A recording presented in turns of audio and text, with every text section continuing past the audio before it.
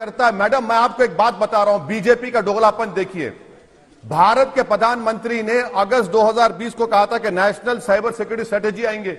Air India का data breach हो गया मैडम, बिग बास्केट का डेटा ब्रीच हो गया, महाराष्ट्र में पावर ग्रिड का डेटा उसमें ब्रीच हो गया। आप बताइए फिर सरकार डेटा ब्रीच को रोकती नहीं है?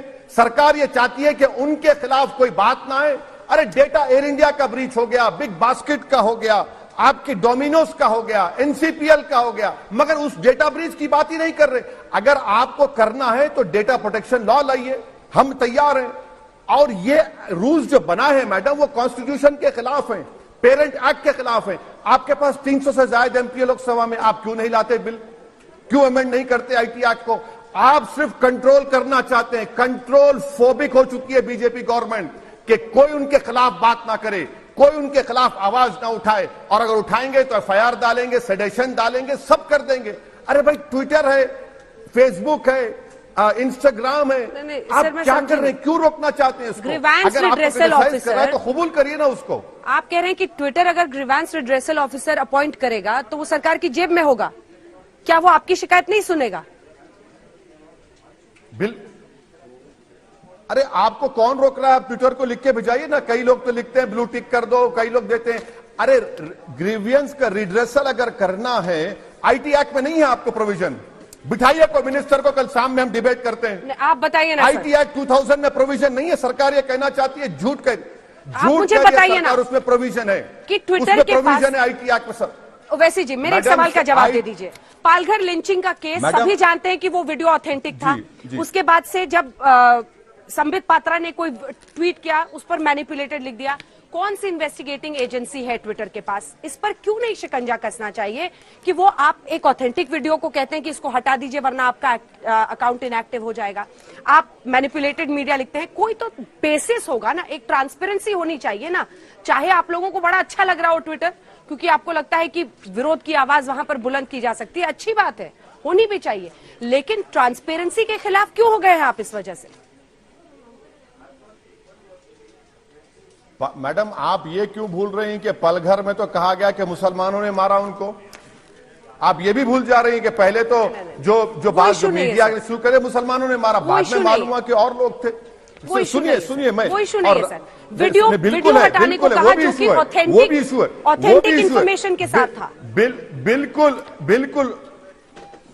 बिल्कुल वो भी इशू है। पहले क्या बात कही गई थी? मुसलमानों ने मारा पलघर में, और पलघर का तो केस चल रहा है ना बॉम्बे हाई कोर्ट में, अब मालूम हो जाएगा। रहा सवाल बीजेपी का टूल किट का, तो अब तक एक्शन क्यों नहीं लिए? और टूल किट क्या होता है? तो दिल्ली स्पेशल सेल की पुलिस जो टेररिज्म देखती है, ट्विटर के ऑफिस को पहुंच जाती है। क्यों? टेररिज्म को देखने के लिए। टेररिज्म अब दिल्ली का स्पेशल सेल देखेगा। अरे दिल्ली का स्पेशल सेल को अगर देखना है तो पावर ग्रिड का कैसा डेटा ब्रीच हुआ, एनसीपीएल का कैसा हुआ, एयर इंडिया का कैसा हुआ, बिग बास्केट का कैसा हुआ, करोड़ों आपका हमारा डेटा जा चुका है। चीन पावर ग्रिड में घुस गया, उसके पास आपका स्ट्रेटेजी नहीं है। क्यों आप ट्विटर को कंट्रोल करना चाहते हैं? अगर आपको कंट्रोल करना है, आपको रोकना है फेक न्यूज, तो डेटा प्रोटेक्शन लॉ लाइए ना। क्यों नहीं लाते डेटा प्रोटेक्शन लॉ? आप क्यों रोकना चाहते हैं डेटा प्रोटेक्शन लॉ को? और मेरा और आपका डेटा कोई भी इस्तेमाल करेंगे। अच्छा, एक और बात, सरकार हर ट्विटर यूजर को सस्पेक्ट समझती है। रूल्स में कहती है कि 6 महीने तक आप डेटा को रोक कर रखिए। कौन होता है ट्विटर में डेटा रोकने वाला? राइट टू प्राइवेसी का जजमेंट है सुप्रीम कोर्ट का। क्या प्रोटेक्शन है मेरे डेटा का? कुछ प्रोटेक्शन नहीं है। मगर सरकार राइट टू डिसेंट को रोकना चाहती है। सरकार यह समझती है कि नरेंद्र मोदी की डिग्निटी फ्रीडम ऑफ भारत के फ्रीडम ऑफ एक्सप्रेशन से बढ़कर है।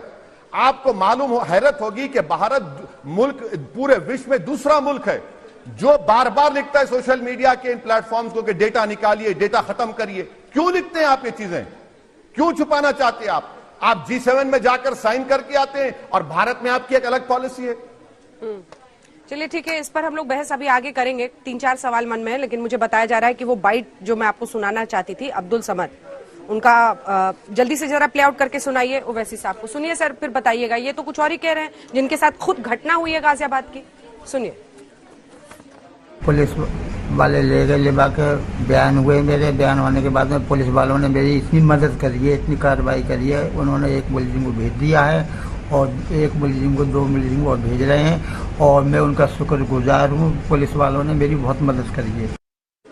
ये ऐसा क्यों कह रहे हैं ओवैसी जी, अगर आपकी बात सच है तो? नहीं, मेरी बात सच इसलिए है और हो जाएगी कि कल आज तक के हल्ला बोल प्रोग्राम में अब्दुल समद के बेटे को अंजना ओम कश्यप बुलाएंगी और पूछेंगी कि बताइए क्या आपने लिख कर नहीं दिया था कि जेएसआर का नारा लगाओ, अगर पानी पीना है तो फुला पी लो। आप पूछ लीजिए बुलाकर, उनका बेटा ऑन रिकॉर्ड कह रहा है, आप उनके बेटे से बुलाकर पूछ लीजिए कि हमारा पेशा कारपेंट्री का है, तावीज देने का नहीं है। आप आदिल के भाई को बुला लीजिए। अरे मैडम, जब पुलिस पे भरोसा तो करना ही पड़ेगा ना। ये ऐसी चीज है कि भरोसा भी करो और फिर एंगल आ गया उसमें। क्योंकि कल मैं अगर हल्ला बोल में उनको बुला लूंगी तो फिर आप कहेंगे कि देखिए ये न्यूज एंकर्स और जर्नलिस्ट बैठकर पंचायत लगाते हैं, अपनी अपनी अदालतें चलाते हैं। मेरा सवाल तो सिर्फ इतना है ना सर। बिल्कुल अरे मेरी बात मानिए, आप मेरी बात मानिए। पुलिस की तफ्तीश में मामला चलेगा ना। आप बुला नहीं, आपकी बात नहीं मान सकता मैं, आपकी बात नहीं मान सकता, क्योंकि मैं जो कह रहा हूं अब्दुल समद सैफी के बेटे को कोट करके कह रहा हूं कि हमारे पिताजी ने और हमने लिखत में लिखकर दिया था ये जेएसआर का नारा लगाओ, जो पुलिस ने अपने एफआईआर में इनकॉर्पोरेट नहीं किया। मैं आपको आदिल के भाई बबलू को कोट कर रहा हूं जिसने कहा कि वो बचाने गया। तो अभी शाम में आई है ना सर जी, जो तिनके का सहारा मिला है उन लोगों को जिन्होंने पहले ही वीडियो ट्वीट कर दिया था, बातें फैला रहे थे, उनको तो तिनके का सहारा अभी शाम में मिला है ना। जब तक ऑथेंटिसिटी प्रूव ना हो जाए कैसे ऐसे वीडियो पर पूरी कहानी लिखी जा सकती है? ऑथेंटिसिटी मैं इसीलिए कह रहा हूं ना कि आज तक ऑथेंटिसिटी हो जाएगी। आप बुला लीजिए अब्दुल समद के बेटे को और पूछिए कि ओवैसी ने आज प्रोग्राम में बात कही थी कि आपने लिख कर दिया था, आपका तावीज का धंधा नहीं है। आप बबलू को बुला लीजिए, सब मालूम हो जाएगा ना। हम ये पूछना चाह रहे हैं कि आखिर सरकार इस वाकये को इस नजरिए से क्यों नहीं देख रही है कि 2014 से जो वाकयात चलते आ रहे हैं ये तो हेट क्राइम है।